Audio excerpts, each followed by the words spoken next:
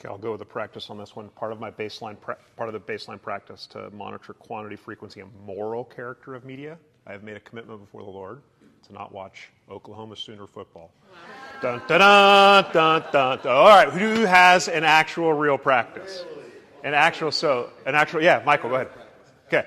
So I found when I exercise, yeah, but in particular when I swim, I have the most creative ideas. Oftentimes I'll pop out of the water, find my phone, jot down my ideas so I don't forget it. It's because I do have the opportunity that I'm completely unplugged and ideas just seem to come instantaneously. So. This is really interesting. I found the same thing when I used to run in my organization, 30 minutes every single day, 8:30 until our 9 o'clock stand-up. We pay you to work 0 screens. You can do anything but be on a screen. Piece of paper, only. Prayer, quiet reflection. You could do anything but be on something digital. That is 2.5 hours a week that we're paying people to do this, and it's for this purpose. That just gave me chills. We were talking about that last night. Again, it's just a creative hack to get me out of that thing that is sapping my imagination, right? Decision making. If we move to page 26, decision making. Instead of willful autonomy in decision making, we practice active dependence on God.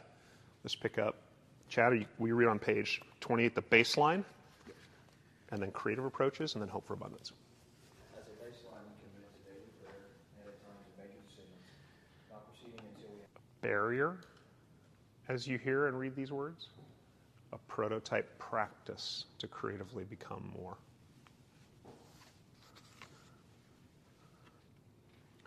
Okay, someone who has not shared yet a potential creative practice as it relates to prayer, listening, the will of God, and venture decision making. What do you got? Yeah, Chad. I think that's really good. Whether you feel this is true about yourself or not, I've come to find entrepreneurs to be particularly gifted and or growing in the ability to make better decisions more quickly. Yes and amen. Yeah. And think of any sport, think of ballroom dancing, think of anything you've ever developed as a skill. You get to better and quickly by being measured and careful. So there's a timeline in this. So this you're building in. I'm getting better and quickly by doing slower and better first. This is a really good practice. Okay, let's move to page 32. We'll talk about your relationship with...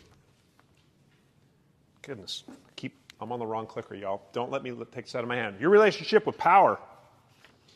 Instead of accumulating power to benefit ourselves or exploit others, we use it to generate possibility for those who have less access to opportunity.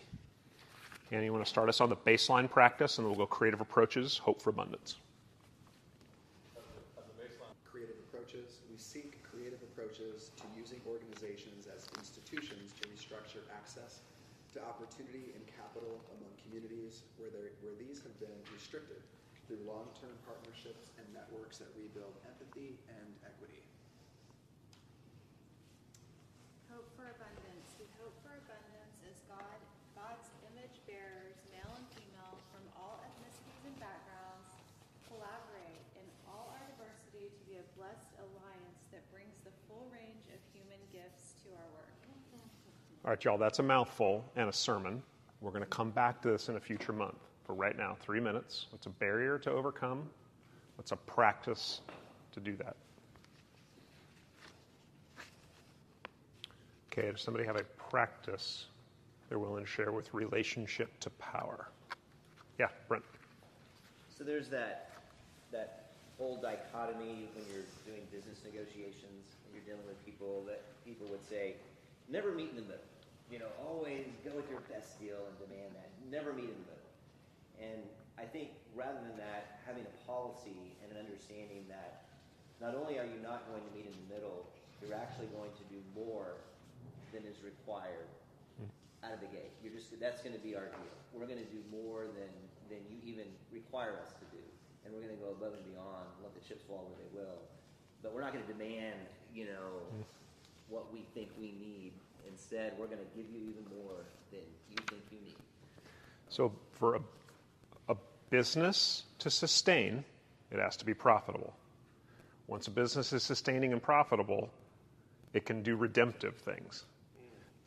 This is a redemptive sacrifice. This is creative sacrifice creative restoration through sacrifice. Forgive me. So recognizing that a business to sustain has to be profitable, but then it can pursue these other things. I had a leader, a friend of mine, who stood in front of a room in an event. He said, I will only build my company by being just on the generous side of fair. I will be just on the generous side of fair. With employees, with the amount of money and a compensation when we let them go, severance, etc. Being just on the generous side of it. This is creative restoration through sacrifice. Last one, community. So on page 36 of your book. And why don't we do this? Tyler, Brian, can I pull you in on the reading back here? Great. So instead of individualism and isolation, we practice real presence with others who are not part of our daily work. Tyler, baseline practice on page 36. What's a barrier you perceive? What's a creative practice to overcome? This is our last one. All right. Somebody who hasn't shared on the talk back. What is a practice that you imagined in relationship to community? I mean, I think for my family, what's been great is like serving together, especially like during the holidays and stuff like that, and really like cleaning up after people and stuff. Yeah. So Wonderful. I don't know that that's creative. That's called a twofer. That's two birds, one stone right there. Time with my family, time on behalf of the poor or others, right? It's wonderful. Okay. The best thing about shopping at Costco, other than the jalapeno artichoke dip, is shopping with samples, right? And why do they give you samples at Costco? They want you to buy more. Good news, you just got a sample month by month and cultivate will help you buy more. Okay, so we're going to return to every single one of these on a monthly basis as we go. Closing encouragement. I'm going to throw you back to your Sunday school days. The parable of the wise and the foolish builder. The wise man builds his house upon the foolish man builds his house upon the... Okay. What's the point of the parable? Real loud. Firm foundation. To have a firm foundation. Okay? Others. What else would you add to that? On the cornerstone. What's that? On the cornerstone of Jesus. On the cornerstone of Jesus. Now we've got that. Hey, hot tip. That's normally the answer. That's not the point of the parable.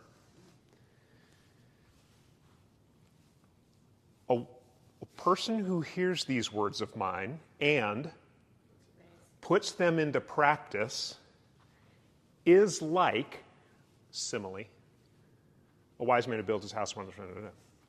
A person who hears these words of mine and does not put them into practice, simile, is like a foolish man who builds it.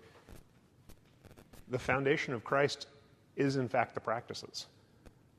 Building on the foundation of Christ are the practices. The wise and the foolish man are just similes. The whole point is practice. If you go right after the Beatitudes and the Sermon on the Mount, Jesus comes right out of that and he talks about the practice of godliness, and you come to the end of the Sermon on the Mount and we're right back to practice. So I want to suggest that held together in these 6 dimensions, you have a set of practices which build a trellis or a rule to guide the growth of your internal life, to guide the growth of your leadership, to guide the growth of your relationship to money, power, time, decision-making, gulp, imagination. So, here's what I'd like you to do. I'm going to close in prayer. And what I want you to do, y'all are going to have to forgive me, because I'm an Anglican, and we try to get our bodies involved in worship. So what I want you to do is that I want you to either, if you took notes digitally, just hold your hands, and I want you to imagine these reflections in practice. If you took them on paper, I just want you to hold that right there. I just want you to hold the thing that you just took notes on. or hold those hands open. And I'm just going to ask a prayer of blessing over you and your ventures with regard to that.